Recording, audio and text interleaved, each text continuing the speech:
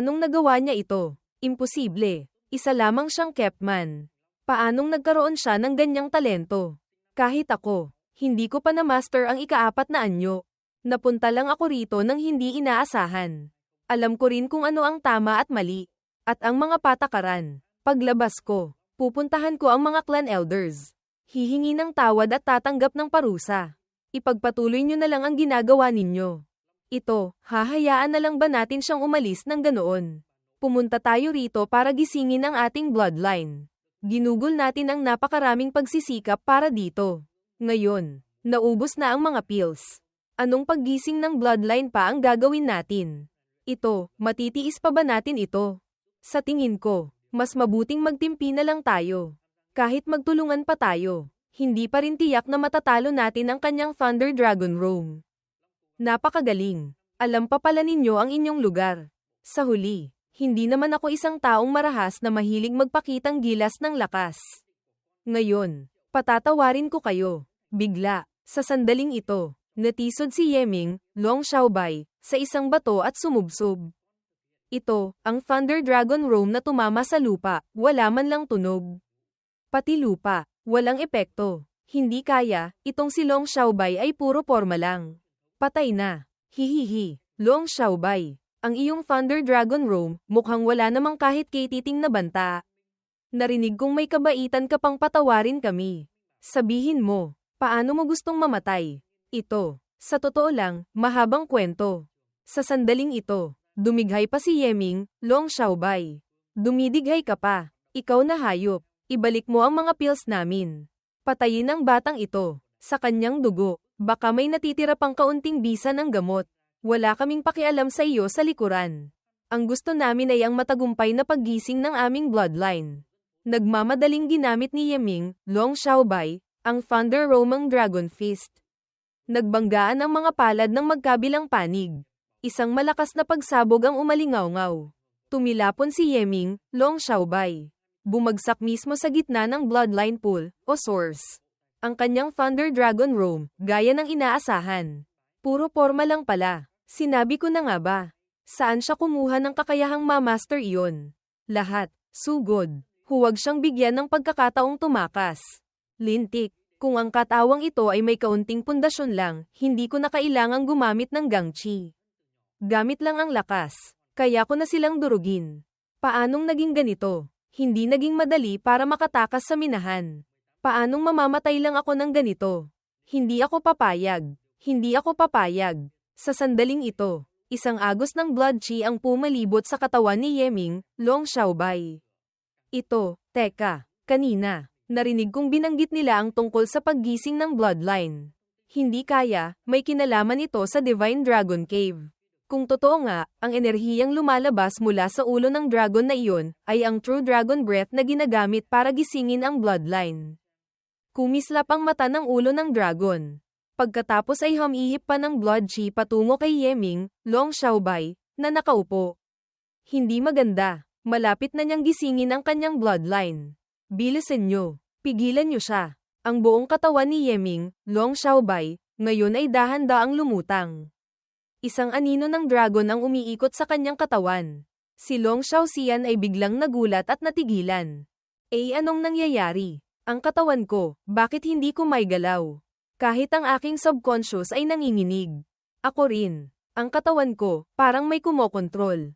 Hirap igalaw. Ano ba ito? Kahit paano. Isa akong martial master. Bakit ako nanginginig sa harap ng isang martial artist? Ang pakiramdam na ito, parang, kaharap ko ang clan head. Ito ang pagpipigil ng bloodline. Imposible. Maliban na lang kung ang clan head mismo ang aktibong gumamit ng bloodline suppression. Hindi ito magagawa sa ganitong antas. Sa huli, gaano kadalisay ang bloodline na nagising niya? Hindi kaya, ako ang gumigising ng bloodline. Ang bloodline ni Long Xiaobei, maaaring ganito kalakas. Sabi ni Beiming, Master. Mali. Ang bloodline na gumigising ay hindi kay Long Xiaobei, kundi ang sariling True Dragon bloodline ni Master. Noon, dahil kulang sa pera si Master, hindi kayang gisingin ang Chaos bloodline. Umatras siya at pinili ang True Dragon bloodline. At ngayon, ang True Dragon bloodline na iyon, sa wakas ay nagising na. Haha, magaling. Napaka-interesante. Hayaan ninyong makita ko. Ang aking True Dragon bloodline, gaano kataas na kadalisayan ang naabot nito. Ang blood chi ay nagsimulang pumasok sa bibig at ilong. Ang mga ugat ng bloodline sa katawan ni Yeming, Long Xiaobai, ay nagsimulang lumitaw. Ha. Ang True Dragon bloodline, talagang nagpaparamdam sa akin ng lakas na sumisibol mula sa loob. Ngunit, kung ganito lamang na antas, hindi ito karapat-dapat sa iyong pangwalong ranggo. Isang dilaw na mata ang dahan-daang bumukas. Ito, ang Divine Dragon Origin Essence. Ang Long family, napakalaki ng kanilang kakayahan. Nagtago pa pala ng ganito kagandang bagay. Tiyak na dahil sa napakataas na kadalisayan ng bloodline ni Master kaya pilit itong nailabas. Divine Dragon Origin Essence. Bagamat hindi ko alam kung ano ito, basta't magandang bagay. Lahat ay dapat mapunta sa akin. Kaya itong tanggapin ng aking katawan. Mga malalakas na ugong ang maririnig. Imposible. Ang kanyang bloodline, ang pressure nito ay patuloy pang lumalakas. Ako, may pakiramdam pa nga akong kaharap ko ang ating ninuno. Ang kadalisayan ng kanyang bloodline, ano kayang antas na ang naabot? Lintik, hindi na ako makatayo ng maayos. Umuungal ang Divine Dragon. Sa sandaling ito, sa labas, sa ibabaw ng Divine Dragon Cave. Ang Divine Dragon Peak, ang bundok ay malakas na yumayanig. Ang Divine Dragon ngayon ay lumipad na paalis sa bundok. Ang mga tao ng Long family ay nakatayo. Pinapanood ang eksena mula sa malayo. Si Xiaoyun ay namamangha rin sa Divine Dragon Cave. Sa direksyong iyon, may umuugong na dagandong ng dragon. Hindi kaya, dahil may taong gumigising ng bloodline sa loob. Ngayon lang ako nakakita ng ganitong antas ng lakas. Samantala, sa Long Family Divine Dragon Pavilion. Clan Head. Ang Divine Dragon Origin Essence ay mabilis na nauubos. Kailanman ay hindi pa ako nakakita ng ganitong sitwasyon. Sino ba talaga ang gumigising ng bloodline? Clan Head Long Family. Long Xiaoyun. Hindi na kailangang hulaan. Si Xiaobai iyan. Ano? Yung batang iyon na naman. Ang Divine Dragon Origin Essence ay ang Yuan Qi na ibinugo ng Divine Dragon. Nakatago sa ilalim ng Divine Dragon Cave. Sa loob ng daan-daang libong taon. Tinulungan nito ang hindi mabilang na miyembro ng ating angkan na gisingin ang kanilang bloodline. Ang True Dragon Breath ay isa lamang maliit na hibla ng aura nito na kumakalat. Dati, ang Divine Dragon Origin Essence ay maaari pang gamitin ng 5 hanggang 600 taon. Ngayon, mabilis itong nauubos. Clan Head. Ang kadalisayan ng bloodline ay umabot na sa 10%. Noon, ang paggising ay hindi nagdulot ng ganitong kababalaghan. Ang bloodline ni Long Xiaobai, gaano kaya kataas ang kadalisayan? Hindi bababa sa 50%. Ano? Imposible. Tanging ang mga may laman at buto ng True Dragon. Mga half-human half-dragon na nilalang lamang ang may pagkakataong lumampas sa 50% ng kadalisayan ng True Dragon bloodline. Si Long Xiaobai, paanong maaabot niya iyon? Huwag nang magsalita pa. Ang katotohanan ay nasa harap na natin. Hindi dahil sa hindi tayo naniniwala. Dahil sa usapin tungkol sa kanyang tunay na ama, lagi ko siyang iniiwasan. Hindi ko inaasahan na ang kanyang bloodline ay ganito pala kadalisay. Hindi kaya, ang kanyang tunay na ama ay isang True Dragon. Ano man ang mangyari, ngayon, siya ang magiging haligi ng pagbangon ng Long family. Ako, kailangan kong makipagkita sa apo kong ito kahit isang beses. Pabalik sa loob ng Divine Dragon Cave. Sa paligid ni Yeming, Long Xiaobai, ay isang dilaw na liwanag. Dahan-dahan siyang bumaba, ang aura ay unti-unti ring naglaho. TSK. Ngayon, nararamdaman kong ang bloodline sa aking katawan ay parang may isang bukal ng lakas na umaapaw. Nag-aalab, na parang sisubog, at saka, sabay na gumaling lahat ng sugat sa aking katawan. Talagang, hindi masama. Ang True Dragon Breath, wala nang natira kahit isang patak. Lahat ay hinigop na niya. Pati ang mga pills, naubos na niyang kainin. Kung gayon, paano pa natin gising ang ating bloodline? Hindi naging madali para makuha ang pagkakataong ito. Ang Long family ay hinding-hindi hahayaan ang miyembro ng angkan na kahit pagkakataon para gisingin ang bloodline ay wala. Ang mga elders sa angkan ay mag-iisip ng paraan para mapanumbalik ang True Dragon Breath. Tiyak na may pagkakataon pa kayo. Ito, tama rin. Sa angkan. Maraming martial gods. Tiyak na may paraan sila para tulungan tayong gisingin ang ating bloodline. Magkakaroon sila ng paraan. Nagising na ang bloodline. Sa hinaharap, si Long Xiaobai ay tiyak na makakatanggap ng pag-aaruga ng buong angkan. Karaniwan, hindi natin siya gaanong iniinsulto. Pag lumakas siya, tiyak na gagantay siya sa atin. Sino ang maniniwala sa panloloko mo? Long Xiaobai, ibalik mo sa akin ang pagkakataong gisingin ang bloodline. Ngayon, kailangan kong kunin ang hustisya mula sa iyong mga kamay. Lahat, sugod, patayin ang batang ito. Ilang beses nyo na akong pinahamak. Akala nyo ba talaga hindi ko alam? Ngayon, sakto, dapat nang matapos ito. Sumigaw si Yeming, Long Xiaobai.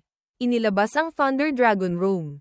Peking bagay, nangangahas ka pang gamitin. Sa iyo lang, kaya mo ring ma-master ang Thunder Dragon Room. Iyon ang tunay. Tumilapon sina Xiao Yuan at Xiao Xian. Pareho silang gamulong sa lupa. Ang kanilang mga katawan ay nasunog. Isang martial artist na naglabas ng atake, sa isang iglap. Napatay ang dalawang martial masters. Ang lakas ng pinsala nito, tunay ngang Thunder Dragon Room. Tunay at totoo. Si Long Xiaobai, kailan pa siya naging ganito kalakas? Sa hinaharap, wala nang mangangahas na hamarang sa daan at apihin siya.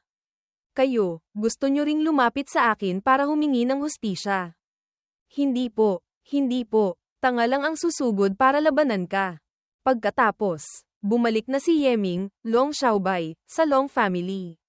Hindi ba't si Long Xiaobai iyon? Bakit siya galing sa direksyon ng Divine Dragon Cave pabalik? Bakit pagtingin ko pa lang sa kanya? Sumibol sa puso ko ang isang kakaibang pakiramdam ng takot. Ang ganitong pakiramdam, malinaw na lumilitaw lamang kapag nakakaharap ang clan head. Sa pagkakataong ito, pagbalik, ang pagtingin sa mga miyembro ng angkan, ay parang pagtingin sa mga apo sa tuhod. Beiming, ang aking True Dragon Bloodline. Gaano kataas ang kadalisayan? Kadalisayan, 70%. 70% lang. Akala ko pa naman ay mahigit 70%. Ayon sa Loika, ang aking merit steal ay hindi naman gaanong masama. Ang mga tao sa Long family, karaniwan, ilang porsyento lang. Master, may hindi ka alam. Karaniwan, ang makakuha ng isang bahagi sa 1,000 ng True Dragon Blood ay maituturing ng True Dragon Bloodline. Ang napakaraming True Dragon Bloodline. Ang kadalisayan ay nasa pagitan lamang ng 1/1000th at 1%. Ang lumampas sa 1% ay napakabihira na. Ang makarating sa 10% ay mas lalo pang bihira. Yun pala, ganoon pala kabihira ang True Dragon Blood. Hindi nakapagtatakang may pakiramdam akong parang nakatingin sa mga apo sa tuhod. Xiaobai, nandito ka pala. Hindi ba't pumunta ka sa Spirit Stone Mine? Bakit ka galing sa direksyon ng Divine Dragon Cave pabalik?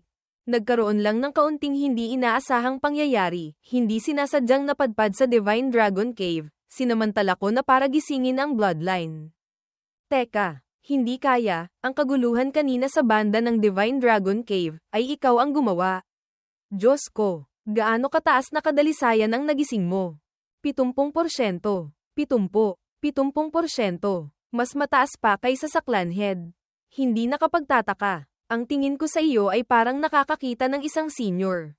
Ha, talagang hindi natural. Kailan mo balak sabihin ang balitang ito kay Tia? Si Tia, tiyak na napakasaya. Tungkol naman kay ina sa kabilang panig, pagbalik ko. Sasabihin ko sa kanya, hinanap mo ako. May kailangan ka ba? Gusto kang makita ng clan head. Marahil ay may kinalaman ito sa hindi pangkaraniwang ingay sa Divine Dragon Cave. Xiaobai, sa wakas, pinapahalagahan ka na rin nila. Sige, pupunta ako. Mukhang, ang mga araw ng paghihirap ko sa Long family ay malapit nang matapos. Lumipat ang eksena sa Divine Dragon Pavilion. Ang Divine Dragon Pavilion, tirahan ng mga matataas na tao sa Long family. Mula mababa pataas, habang tumataas ang palapag, mas mataas din ang katayuan. Ang clan head na si Long Xiaoyun ay nasa pinakamataas na palapag. Si Xiaobai ay nagbibigay galang sa family head. Sa mga alaala ni Long Xiaobai, si Long Xiaoyun, bagamat kanyang lolo sa ina, ay tila hindi siya masyadong gusto. Napakadalang nilang mag-usap. Takot din siya sa lolong ito. Bakit hindi mo ako tawaging lolo? Si Xiaobai ay hindi nangangahas. Nitong mga taon, marahil medyo naging malamig ako sa mag-inang si Wanner. Hindi ko inaasahan, pati ang nag-iisa kong apo ay takot din sa akin. Hay, hayaan na. Gumuhit si Long Xiaoyun sa noo ni Yeming, Long Xiaobai. Kumuha ng isang patak ng dugo. Kadalisayan, 70%. Ito, paanong nangyari? Xiaobai, nitong mga taon, nagtanim ka ba ng galit kay lolo? Kung hindi dahil sa ganitong kadalisayan ng bloodline, isang lolong tulad mo, mag-aaksaya pa ba ng oras para pansinin ako? Mukhang, totoong ang galit ka sa akin. Sa totoo lang, si lolo ay mayroon ding pinagdadaanan. Nais ko sanang mabuhay ka ng mapayapa habang buhay, ngunit ngayon. Mukhang kailangan ko nang sabihin lahat sa iyo. Noon, ang iyong ina, si Long Wanner, ay napakabata pa, ngunit nagpakita na siya ng napakahusay na potensyal. Lalo pa dahil sa kanyang pambihirang kagandahan, nagkaroon siya ng titulong numero 1 kagandahan ng Shang Country. Si Shang King Dishong ay may isang anak na lalaki na nagngangalang Dijang. Mayroong divine body physique. Sa isang handaan, nakita niya si Long Wanner, lubos siyang namangha. Kailangang mapakasalan. Dahil dito, nagdala ng mga regalo ang Shang King sa Long family. At pumayag na rin ako. Magaling na lalaki, magandang babae, magkapantay sa katayuan. Dati, ito ay isang napaka-ordinaryong kasalan. Ngunit walang sino man ang nakakaalam, pagkalipas ng 3 buwan, may nakatuklas na si Long Wanner, ay buntis pala. At hindi alam kung sino ang ama. Pagkatapos malaman ng bagay na ito, nagalit ng husto ang Shang King. Gustong gumanti sa aking Long family. Kung hindi dahil sa ginawa ko ang lahat para ayusin ito, ang Long family. Natatakot akong dumanas na ng matinding pinsala. Sa huli, hindi lamang ako nagsauli ng mga regalo, kundi nagbigay pa ako ng malaking regalo sa Shang King para lamang mapatahimik ang bagay na ito. Si Shang King Dishong na naman ito. Narinig ko na dati kay Fu Yuanzu, Fu Taishu, na ang numero 1 maalamat na si Shibi, ay siya. Ang paghina ng Zuan Tian Holy Land, ay may tiyak na kinalaman din sa kanya. Ang hari ng Shang Country, siya rin pala. Hindi lamang isang beses kong narinig ang pangalan niya. Dahil sa bagay na ito, ang Long family ay hindi lamang napinsala sa yaman. Mas mahalaga pa, naapektuhan din ang aming karangalan. Ang mga elders ay galit na galit. Ako, bilang clan head, hindi maaaring isipin lamang ang personal na damdamin. Kailangan ko ring magpaliwanag sa mga miyembro ng angkan. Walang magawa, maaari ko lamang ikulong si Wanner, ang aking nag-iisang anak, sa piitan. At ikaw, ipinanganak ka rin sa piitan. Pagkatapos mong ipanganak, lihim akong pumunta sa piitan, sinuri ang iyong physique, natuklasan kong ikaw ay isa lamang low-grade ordinary body. Sa buhay na ito, walang magiging tagumpay. Kung magko-cultivate ka tulad ng ibang miyembro ng angkan, tiyak na hindi ka makikipag-agawan sa kanila. At ikaw na ipinanganak, ay ang kahihiyan ng Long family. Tiyak na maraming tao ang hindi magugustuhan ka. Mahirap kang mamuhay ng mapayapa. Dahil dito, sadya kong hindi inayos ang mga cultivation resources para sa iyo. Hindi kita hinayaang mag-cultivate, para hubugin ang iyong pag-iisip. Sa huli, gamit ang iyong potensyal, ang pakikipag-agawan at pagiging agresibo, ay magdudulot lamang sa iyo ng maagang pagkamatay. Mas mabuting magtiis habang buhay. Maging isang ordinaryong tao. Kahit paano, mabubuhay ka pa. Hindi ko alam kung maiintindihan mo ang pinaghirapan ni Lolo. Sa isip ni Yeming, ang sinabi ni Long Xiaoyun, marahil ay totoo. Kung talagang wala siyang pakialam sa mag-inang si Long Wanner, noon pa man ay direktang ipinalaglag na niya. Hindi na kailangang hayaang ipanganak pa si Long Xiaobai. Bagamat si Long Xiaobai ay hindi minamahal ng iba, mayroon din siyang makakain at maisusuot. Hindi kailangang mag-alala tungkol sa pagkain. Hindi tulad ko noon, pagkatapos mamatay ng aking mga magulang. Kahit noodles ay wala akong makain. Lolo, ang iniisip ninyo, naiintindihan ko rin.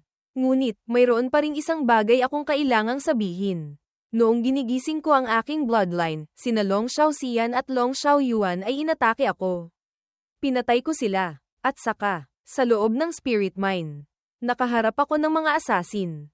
Binalak nilang patayin ang miyembro ng angkan. Ang pagkamatay nila ay hindi kawalan. Tungkol naman sa mga assassin, iniimbestigahan ko pa. Lahat ng palatandaan ay nagtuturong, ang bagay na ito ay may kinalaman sa iyong ama. May kinalaman sa aking ama. Hindi lamang iyon. Ang puwersang tuma-target sa iyo ay napakalakas. Binili pa nila ang maraming tao sa loob ng Long family. Noong nakaraan, ipinadala ka sa misyon sa Spirit Mine, iyon ay dahil may nagpanggap na nag-utos sa ngalan ko. Ang mga taong sangkot, pinatay ko na silang lahat. Kasama na si Long Wu doon. Hindi mo lang alam. Sa isip ni Yeming, gaya ng inaasahan. Nakaligtas si Long Xiaobai hanggang ngayon dahil si Long Xiaoyun ay laging lihim na nagpoprotekta sa kanya. Xiaobai, tungkol sa usapin ng True Dragon Bloodline, hindi mo dapat sabihin sa ibang tao. Naiintindihan mo ba? Bakit po? Ayon sa mga nakasanayan, kung ang iyong kadalisayan ng bloodline ay lumampas sa 30%, itinuturing ka ng susunod na Holy Lord ng True Dragon Holy Land. Ang kasalukuyang Holy Lord, nasa kasagsagan pa ng kanyang kabataan. Natatakot akong hindi kanya palalampasin. Ikaw, ang magmamana ng Holy Land. Lolo, ang ating Long family at ang True Dragon Holy Land, ano ba talaga ang relasyon? Hindi ba't itinuturing kaming isang puwersa? Ha, maituturing na magkapatid. Pagkatapos maghiwalay, namuhay din ng mag-isa, lalo na ang Golden Aristocratic Family at ang Holy Land. Sa katotohanan, nauna ang ating Long family. Pagkatapos lamang nagkaroon ng True Dragon Holy Land. 30,000 taon na ang nakalilipas. May isang peerless powerhouse na isinilang. Kahit ang mga divine level powerhouses noon. Kapag nakakaharap siya, kailangang magbigay galang. At ang Long family noon, ang lakas ay malayong mas mababa kaysa ngayon. Ayon sa Loika, imposible kaming magkaroon ng ugnayan sa ganoong klaseng powerhouse. Sa madaling salita, ang ating mga ninuno ang naghirap para makuha ang pagtingin ng anak na babae ng peerless powerhouse na iyon. Mula noon, ang ating Long family ay unti-unting lumakas sa tulong ng powerhouse na iyon. Hindi nagtagal pagkatapos noon, ang apo ng powerhouse ay ipinanganak, at matagumpay na naman na ang True Dragon at Golden Winged Rock bloodlines sa kanyang katawan. Mabilis siyang lumaki at itinayo ang True Dragon Holy Land. Naging unang Holy Lord. Kaya naman, ang True Dragon Holy Land, masasabing kalahati ay mula sa Long family, at kalahati ay mula sa powerhouse. Sa katotohanan, hanggang ngayon, hindi lamang ang True Dragon Bloodline, kundi pati ang Golden Winged Rock Bloodline ay napanatili. Kung ikukumpara ang lakas ng dalawang panig, ang Golden Winged Rock Bloodline ay bahagya lamang na mas mababa, pagkatapos maitatag ang Holy Land. Ang mga sumunod na Holy Lords ay karaniwang hawak na ng Long family. Ang mga nagmana pa ng True Dragon Bloodline, ang Holy Sect's Holy Lord at iba pang mahahalagang posisyon ay karamihang hawak ng mga nagmana ng Golden Winged Rock Bloodline. Sa paraang ito, ang dalawang panig ay magbabantayan at magbabalanse sa isa't isa, at walang sino man ang maaaring mangibabaw sa isa. Ang Holy Lord ay taga Long family na natin. Hindi ba't dapat ay pumanig siya sa ating Long family? Hanggal, bagamat kabilang siya sa Long family. Ang Long family ay hindi sa kanya. Ngunit ang True Dragon Holy Land ay sa kanya. Saang panig siya papanig, hindi na kailangang sabihin pa. Kung malalantad ang kadalisayan ng iyong bloodline, tiyak na magkakaroon siya ng ilang mga iniisip. Tiyak na, habang mas malaki ang pamilya, mas komplikado ang mga puwersa at panloob na sitwasyon. Siya nga pala. Lolo, yung mga assassin sa akin, mula sa ang puwersa sila. Sa buong Tianyuan continent, walang gaanong puwersa ang may ganyang katapangan na lumapit sa isang Golden Aristocratic family. Ano ang relasyon ng mga taong iyon at ng aking ama? HMPH. Noon, tinanong ko ng paulit-ulit si Warner. Ayaw niyang sabihin. Bagamat hindi ko alam ang partikular na sitwasyon, ngunit makakasiguro si Lolo na, ang iyong ama ay may napakalaking pinagmulan. Malaking pinagmulan. Hindi kaya, ang Four Great Divine Lands.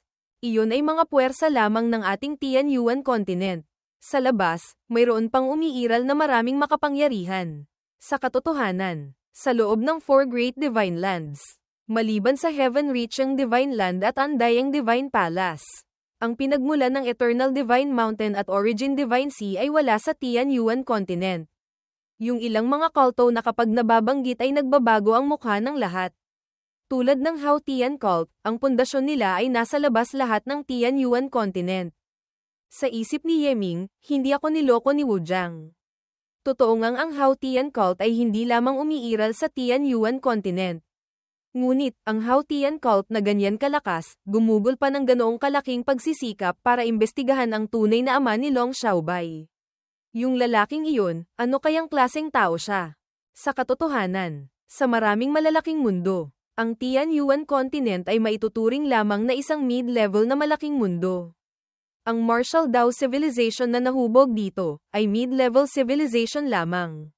Sa labas ng Tianyuan continent, maraming iba't ibang civilizations ang umusbong.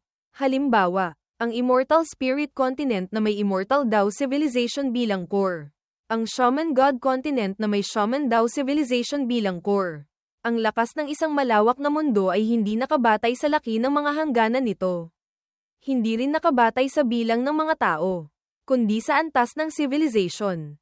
Tulad ng Immortal Dao civilization, Buddhist Dao civilization, lahat ay high-level civilizations. Kaya naman ang kanilang mga kontinente ay mga advanced continents din. Ano? Ang Martial Dao civilization ay mid-level civilization lamang. Kung gayon, ang pag-cultivate ng martial arts, wala bang pag-unlad? Xiaobai, huwag mong maliitin ang Martial Dao. Bagamat mas mababa nga ito sa ibang civilization sa kasalukuyan. Ang Martial Dao ay may walang hanggang potensyal. At tiyak na uunlad ito para maging advanced civilizations. O kahit pa super civilization sa hinaharap. Ang Martial Dao civilization ay maaaring ma-upgrade. Siyempre, kung kasing lakas ng Immortal Dao civilization, hindi ba't sa simula ay unti-unti rin itong umunlad mula sa pinakamababang civilization? Ang martial arts ay ganyan. Maraming mga top-tier powerhouses ng Tianyuan continent ang nag-e-explore sa mga hangganan ng Martial Dao. Ang susi kung makakaangat ang isang civilization o hindi ay nakasalalay sa pinakamataas na antas na maaaring abutin ng taong ipinanganak sa civilization na ito. Ang pinakamalakas na tao sa ating Tianyuan continent ay karaniwang tinatawag na martial god. Ang lolo mo ay isang martial god. Sa kasalukuyan, ang mga martial gods ng Tianyuan continent ay nagkasundo na, maaaring mayroong hindi bababa sa 9 na level. 9 na level. Si Lolo, pang ilan? Wala pang nagsabi sa akin tungkol sa level na ito. May pakinabang. Isang lolo, napaka-komportable talaga. Si Lolo, ay nasa unang level pa rin. Sa kasalukuyan, ang pag-aaral sa martial god ng Tianyuan continent, dati. Isang pinakamalakas ang nakaunawa ng ika-4 na level. Ika-4 na level. Hindi ba't napakalayo pa? Kahit ang ika-4 na level, ay unti-unting paglakad ng hindi mabilang na henerasyon ng mga martial gods. Alam mo ba, 3 level lamang noong mythological era. Itong ika-4 na level ay pinaunlad ng mga tao sa modernong panahon. Hindi kaya, kapag naunawaan ang ika-9 na level, ang Martial Dao civilization ay maaaring umangat sa high-level civilization. Maaaring ganoon nga. Ang tinatawag na Martial God 9 levels ay umiiral lamang sa konsepto. Hindi pa tiyak kung ito ay tama o hindi. Maaaring walang 9 na level. O maaaring mayroon pang mas marami kaysa 9 na level. Sa madaling salita, ang antas na maaaring abutin ng Martial Dao civilization ay nakasalalay sa pag-unlad ng mga susunod na henerasyon. Habang mas maraming nalalaman, mas nararamdaman ang sariling kaliitan. Kaya pala, hindi sinabi sa akin ni Beiming ang mga bagay na ito. Ngunit, kahit alam ko na, ano naman ang magagawa ko? Sa malawak na mundong ito, wala akong iba kundi isang langgam. Ngunit, hindi na mag-iisip ng ganoon kalayo. Mas mabuting pag-isipan ng kaunti, ngayon. Walang sino man sa angkan ang makakapantay sa kadalisayan ng aking bloodline. Itong si Lolong mapagbigay, dapat ding magbigay ng kaunting pabor. Hindi ba, Lolo? Mayroon lang, si Xiaobai, hindi ko alam kung dapat kong sabihin o hindi. Sabihin mo lang. Bagamat nagising na ni Xiaobai ang kanyang bloodline, ngunit ang pundasyon ay malayo pa. Mahirap iwasang maliitin ng iba. Basta't tiisin ko lang ang kaunting kahihiyan, natatakot lamang akong mapahiya si Lolo, ang ating True Dragon bloodline. Lolo, tingnan nyo. Haha, sabihin mo, basta't gusto mo. Ang mga yaman sa angkan, lahat ay maaaring ibigay sa iyo. Ito ang aking token. Dalhin mo ito, sa loob ng angkan. Anumang makita mo ay maaari mong kunin. Saan mo man gustong mag-cultivate. Maaari kang pumunta. Mag-focus ka lang sa pag-cultivate ng mapayapa. Hihintayin ni Lolo ang iyong ipapakita sa Golden Secret Realm pagkalipas ng 3 buwan. Maraming salamat po, Lolo. Makalipas ang ilang sandali, sa piitan ng Long family. Sa mga alaala ni Long Xiaobei, may lugar ngang tinatawag na Golden Secret Realm. Ito ay magkakasamang binuksan at pinoprotektahan ng mga malalaking pamilya. Narinig kong nagmula ito sa Buddhist Dao Civilization. Sa loob, maraming mga Buddhist Dao ruins. Ngunit ang secret realm na ito, tanging mga martial artist cultivation lamang ang maaaring pumasok. Ang mga malalaking pamilya, kada ilang taon, nagpapadala lamang ng mga disipulo papasok para maghanap ng mga kayamanan. Kahit ang Azure Dragon Empire ay naiinggit. Matagal nang gustong sakupin ang Golden Secret Realm. Ngunit nakaharap sa pagtutol ng mga powerhouses mula sa mga malalaking pamilya. Ang piitan ay nabuksan na. Young Master Xiaobei, narito na kami. Sige, maaari ka nang umalis. Binuksan ni Yeming, Long Xiaobei, ang pinto. Bigla siyang nagulat sa eksena sa loob. Wow, may mukha pa rin ang elder. Ang tirahan ng mga babaeng nagkasalang ito, ang mga palamuti at kasangkapan ay hindi kakaunti. At mukha pang malinis, maayos, at kompleto. Mas maayos pa kaysa sa kwarto ko. Sabihin mong ito ay isang babaeng silid tulugan. Maniniwala pa ako. Sa mga alaala ni Long Xiaobei, labis niyang kinamumuhian ang inang ito. Kinasusuklaman niya ito sa paggamit ng pinakawalang hiyang paraan para ipanganak siya. Nagdulot ito sa kanya na tiisin ang lahat ng kahihiyan. Kahit isang ama na marangal ay wala. Kaya labis niyang kinamumuhian ang kanyang ina. Sa kabaligtaran, isang tagalabas na tulad ko, hindi ko siya nakikitang kasuklam-suklam. Bagkus, nakikita ko siyang kaawa-awa. Ginahasan ng isang lalaking walang responsibilidad. Siya rin ay biktima lamang. Si Long Wanner ay nakahiga sa mesa. Nagulat nang makitang may pumasok. Xiaobei. Nagmamadali siyang tumayo, lumapit, ngunit nagmamadaling binawi ang kamay. Xiaobei, patawad. Si Ina, ay walang karapatang tawagin kang anak. Ina, Xiaobei, sa wakas, dumalaw ka na rin sa akin. Sa wakas, dumating ka na. Noon, yamakap din ako sa aking ina ng ganito. Naging masama rin ako sa kanya.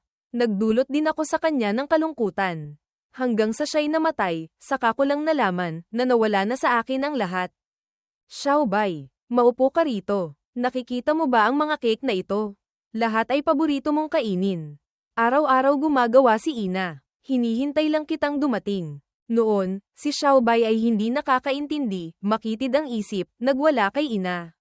Matagal nang hindi na ako galit kay Ina. Umaasa rin akong mapapatawad ako ni Ina. Si Ina, hindi takot na makulong sa piitan.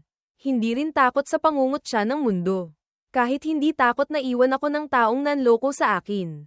Natatakot lamang akong kamuhian mo ako. Ikaw ang lahat para kay Ina. Si Ina, mamatay man ay hindi takot. Natatakot lamang akong mawala ka. Sa isip ni Yeming, Sa totoo lang, si Long Xiaobei ay matagal nang patay na. Ina, maaari niyo po bang sabihin sa akin, si Ama, sino po ba talaga siya? Paano kayo nagkakilala? Ang Haotian cult ay napaka-interesado kung sino ang tunay na ama ni Long Xiaobei. Kung malilinawan agad ang pinagmulan, maaari na rin akong umalis dito ng maaga. Nagulat si Wanner nang tanungin ito ni Yeming, Long Xiaobei, Ina. Kung ayaw ninyong sabihin, ayos lang din po. Xiaobei, hindi naman sa ayaw ni Ina sabihin, ngunit ang pag-alam sa sitwasyon niya, ay walang may dudulot na mabuti para sa iyo. Ina, noon. Nakausap ko na ng marami si Lolo. Ina, huwag kayong mag-alala. Kahit ano pa man si Ama. Kaya kong tanggapin. Ang aking Xiaobei, lumaki na. Sige, kung gayon, sasabihin ni Ina sa iyo. Tahimik na nakinig si Yeming, Long Xiaobei, 17 taon na ang nakalilipas.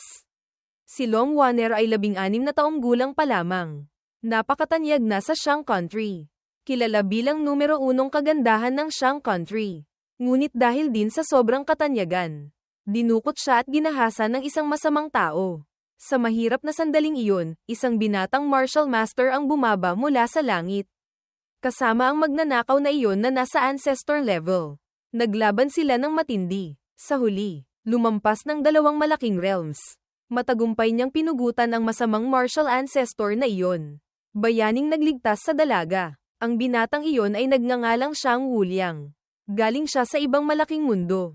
Sa pagkakataong ito, pumunta siya sa Tianyuan Continent para maghanap ng pagkakataon. Si Long Waner ay labis na naantig sa kanya. Hinangaan pa ang kanyang talento. At nagkaroon sila ng ugnayan. Pagkatapos ng ilang panahon ng pagiging malapit, si Shang Wuliang ay umibig din kay Long Waner. Nagkasama sila ng ilang araw at sila mismo ang nagpasya sa kanilang buhay magkasama. Tinatamasa nila ang buhay bawat araw. Ngunit hindi nagtagal. Sinabi ni Wuliang na may isang mahalagang bagay siyang kailangang gawin at kailangan niyang umalis ng ilang panahon. Sinabi niya kay Long Waner na maghintay ng 20 taon. Kung hindi siya babalik pagkatapos ng 20 taon. Si Waner, malalim ang pagmamahal kay Shang Wuliang. Kahit gaano pa siya pilitin ni Long Xiaoyun. Kailanman ay hindi niya sinabi ang pagkatao ni Shang Wuliang. At ang panahong ito ay 17 taon na. Ina. Si ama, ano ba talagang mahalagang bagay ang ginawa niya? Hindi ko rin alam. Mukha siyang napaka nag-aalala noon. At sinabi niya sa akin ng ilang hindi magandang bagay. Sinabi niyang sa pagkakataong ito, siya ay maaaring umangat ng husto o mamatay ng walang libingan. Mula sa kanyang mga salita, dapat siyang nabubuhay sa isang napakalaking puwersa. At ang puwersang iyon ay kasangkot sa isang malupit na pag-aagawan sa kapangyarihan. At siya ay isa ring panig sa labanang iyon. Ina, kung si ama ay hindi bumalik, ano ang gagawin ninyo? Naghintay na ako ng 17 taon. 3 taon na lang ang kulang. Hindi ba? Pinakamabuti ay bumalik siya. Kung hindi siya babalik, hahanapin ko siya. Buhay man, kailangang makita ang tao. Patay man, kailangang makita ang bangkay. Ito, masyado namang mapagmahal. Ngunit kailangan ding sabihin ulit. Si Long Xiaoyun, clan head ng Long family.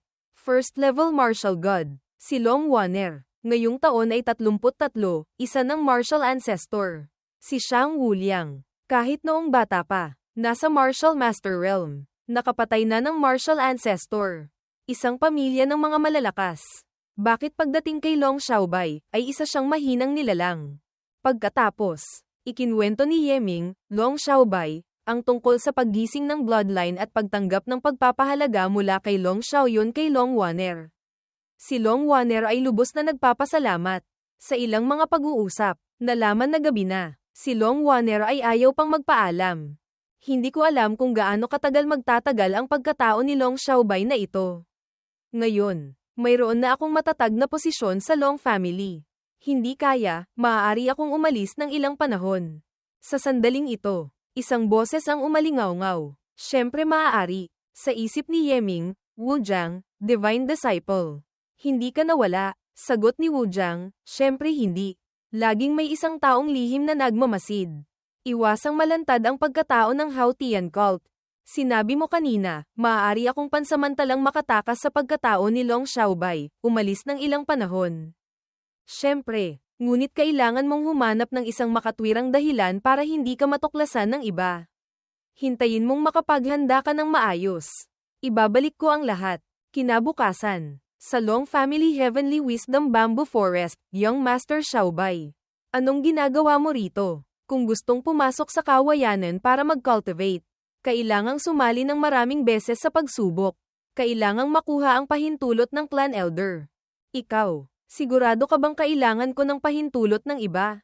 Ang token ay narito. Para na ring ang clan head mismo ang narito. Anumang lugar ay maaaring puntahan.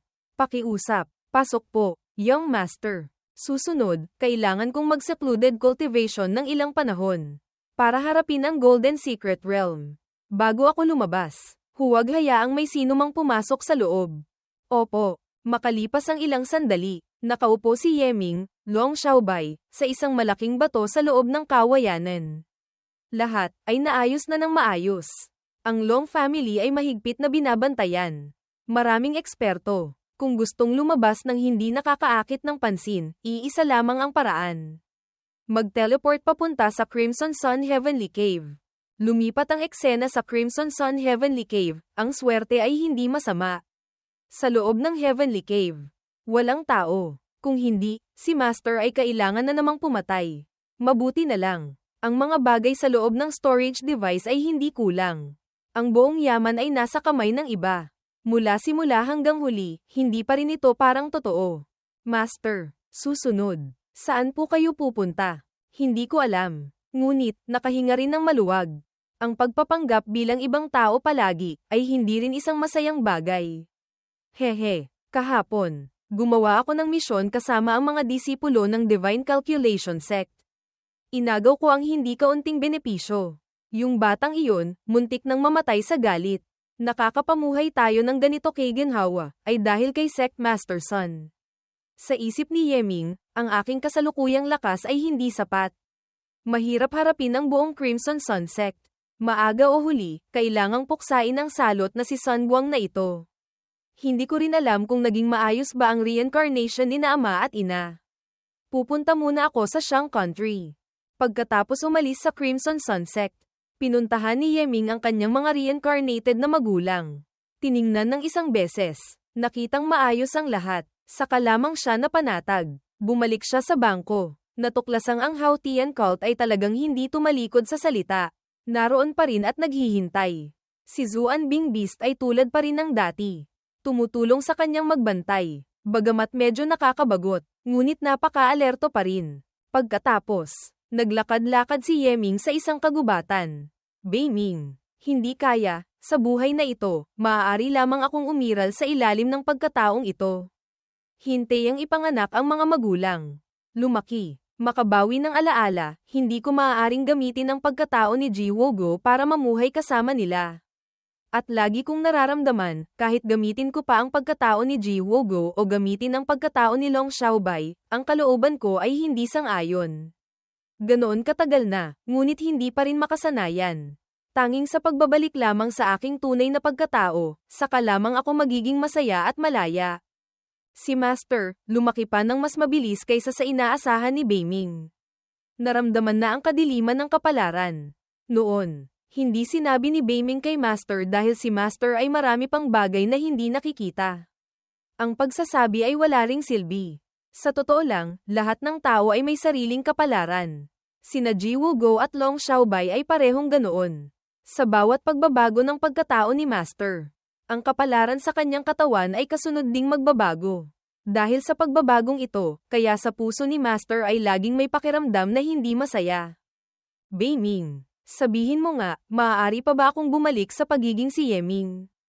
Ang Haotian cult, tiyak na magagawa ito.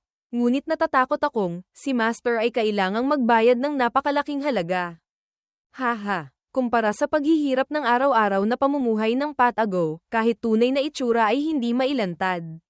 Malaking halaga. Ano naman iyon? Ang isang lalaki, ulo'y nakatapat sa langit, paay nakatapak sa lupa, tumayo nang hindi nagpapalit ng pangalan. Umupo nang hindi nagpapalit ng apelyido. Ako, si Yeming, ay magpakailanman si Yeming. Maaari lamang maging si Yeming. Si Ji Wogo ay isa lamang pansamantalang pagkatao. Basta't makabalik sa dati, gaano man kalaki ang halaga. Ayos lang. Pumasok si Yeming sa loob ng Divine Sea, Wujiang sa loob ng dagat.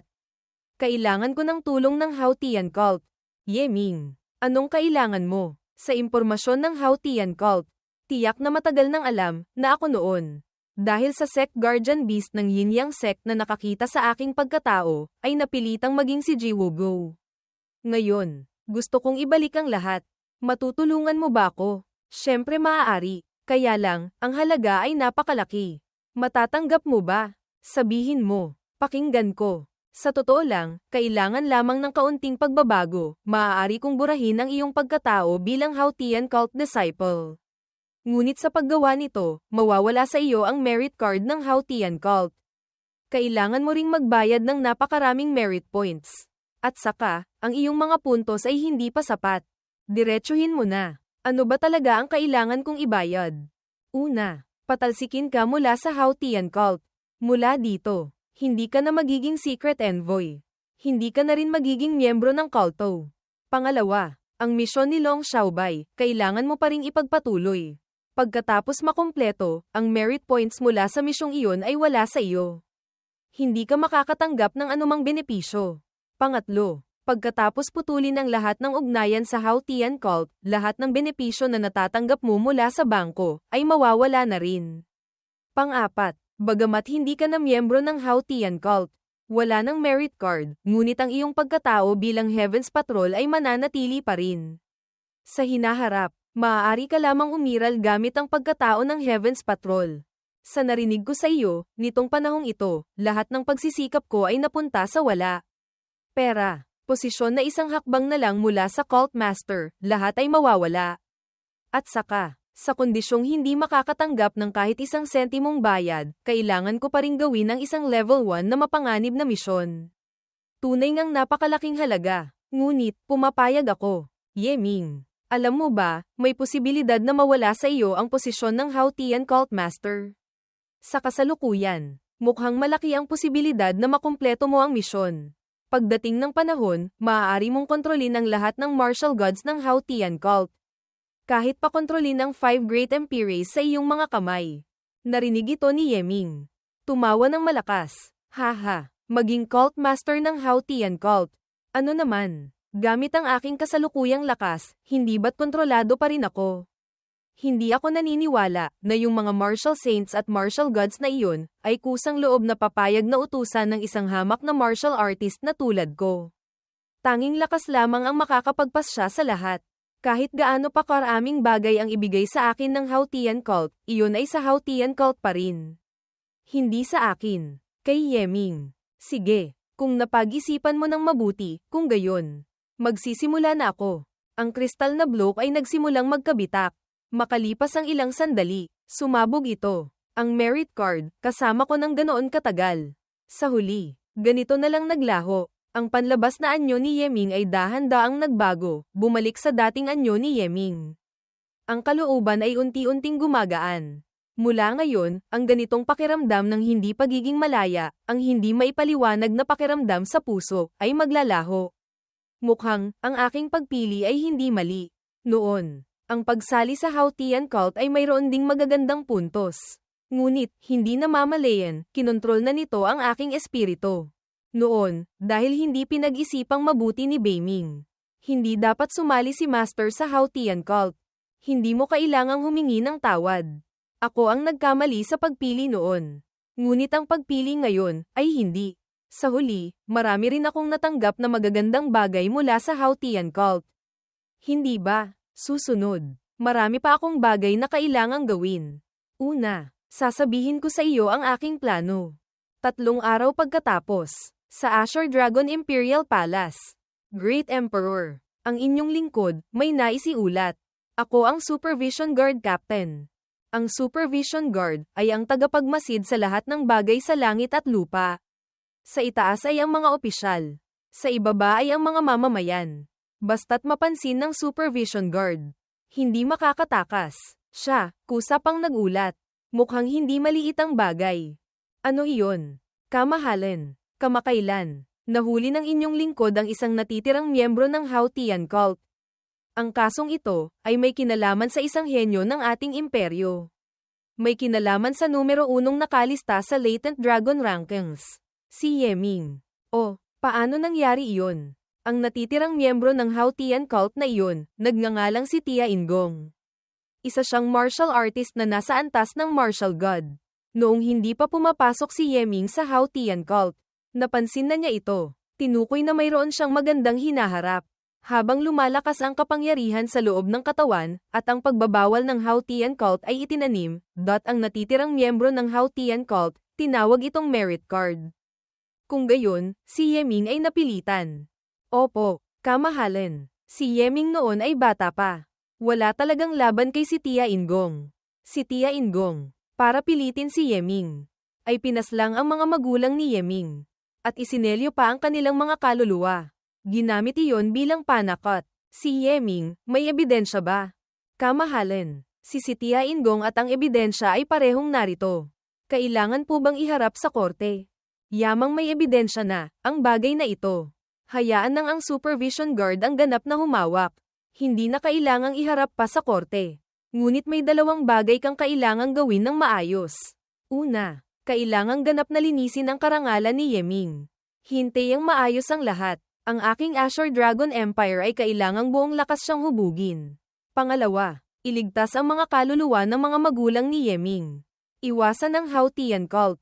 Sa hinaharap, gamitin ito para kontrolin. Ang mga kaluluwa ng mga magulang ni Yeming ay nailigtas na ng mga eksperto ng ating imperyo.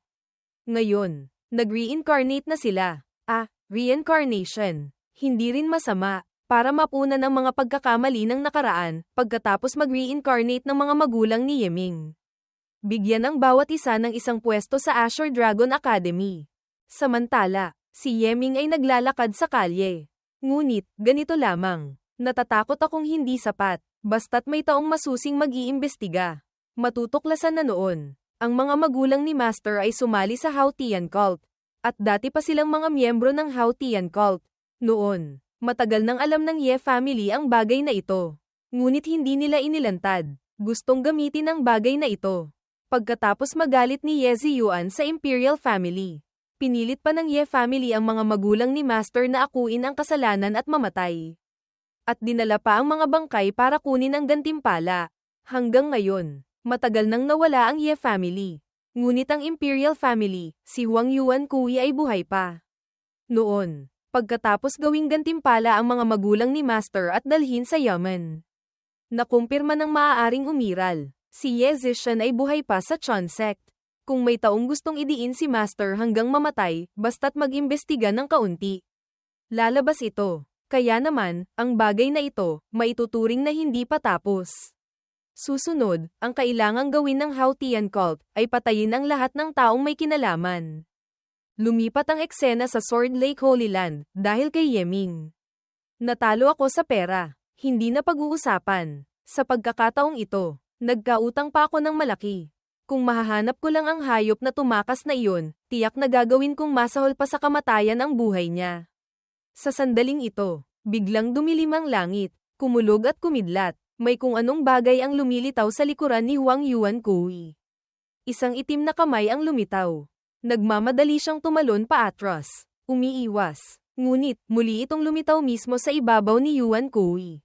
Mahigpit na humawak sa kanyang leeg. Ang sakit. Hindi ako makagawa ng tunog. Pati gangchi sa aking katawan ay nalock. Hindi makapagpadala ng mensahe. Sino ba talaga? Kayang lampasan ang pagkilala ng makapangyarihang nilalang ng Sword Lake, at saktan ako. Si Huang Yuan Kui ay hinayla papasok sa kawalan. Sa isang iglap, naglaho na mula sa Sword Lake. Kasabay ng pagkamatay ni Huang Yuan Kui. Ang yaman ng Yan Prefecture Fengye City ay nagkaroon din ng kakaibang pangyayari. Isang gabi bago, nasa itaas ang County Magistrate. Nasa ibaba ang mga yaman runners. Ngayon, lahat sila ay nawala ng hindi maipaliwanag. Kahit kay titing na bakas ay hindi mahanap. Para bang hindi sila kailanman umiral. Sa parehong araw, sa loob ng Chon sect, si Ye Zishan at ang mga disipulo, elders, ay lahat nawala ng buo. Kahit ang sect master ng Chon sect ay walang ginawang hakbang para mag-imbestiga. Itinuring na parang walang nangyari. Sa panig ng Azure Dragon Empire. Pagkatapos patayin ang Hautian cult disciple na iyon, naglabas ng kautusan ang Great Emperor sa buong mundo. Nilinis ang maling paratang kay Yeming. Inimbitahan siyang bumalik para tumanggap ng utos. Mula noon, si Yeming ay hindi na kailangang tumakas pa. Bagkus, naging isang henyo ng imperyo. Sa sandaling ito, sa East Chi Academy, haha. Alam kong walang mangyayari sa henyo. Boss, bilisan mong bumalik. Kung hindi ka babalik, pupunta ako sa Azure Dragon Academy. Talagang gusto kong makasama kang mangibabaw sa buong Azure Dragon Academy. Mangibabaw sa Azure Dragon Academy. Sa isang lugar sa loob ng Academy, si Miruyu ay nakatingin sa maaliwalas na kalangitan. Alam kong magiging ayos ka lang. Sa harap mo, kuya, lagi akong panatag. Yeming, magkikita tayo sa Azure Dragon Academy. Tianying, mukhang hindi ka nagulat sa bagay na ito. Hindi kaya, matagal mo nang nahulaan ang kahihinatnan. Alam ko lamang, siya ay disipulo ko.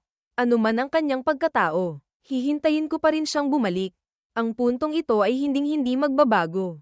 Hintayin siyang bumalik, dadalhin ko siya sa larangan ng digmaan. Lumipat ang eksena sa Vermilion Bird Imperial Palace, Tita Zhu. Sinabi ko na sa iyo. Si kuya ay hindi natitirang miyembro ng Hautian cult. Tingnan mo. Totoo ngang nagkamali lang ang Azure Dragon Empire. Talaga bang iniisip mong nagkamali sila? Ang Azure Dragon Great Emperor ay mas tuso kaysa sa iyo. Munting dalaga. Lumipat ang eksena sa inner courtyard ng Yin Yang sect, Feng Xian. Pinutol mo ang relasyon bilang guro at mag-aaral sa kanya. Nagsisisi ka ba? Hindi nagsisisi. Sa huli, noon, para protektahan ang kanyang buhay at hindi madamay ang Yin Yang sect. Iyon lamang ang maaari kong gawin. Ngunit sa totoo lang, ang batang iyon, napakabilis lumaki. Ang talento, kumpara sa akin noon, mas malakas ng husto. Pagkatapos niyang maunawaan ang Yin Yang Soul Understanding, naramdaman kong ang aking antas ay hindi sapat para maging master niya. Totoong ang ganoon. Ngunit, ang kanyang pagkatao bilang disipulo ng ating sekta ay naroon pa rin. Sa pagkakataong ito, kailangang hubugin siya ng maigi. At saka, mahusay din siya sa array formation. Sakto, angkop siyang sumunod kay Elder Yi para matuto. Hindi kaya, ang ibig mong sabihin ay, hayaang si Elder Yi ang maging master niya. Hindi kaya, sa tingin mo ay hindi sapat ang kwalifikasyon ni Elder Yi. Hindi po nangangahas. Hindi po nangangahas. Si Elder Yi ay isang peak martial god.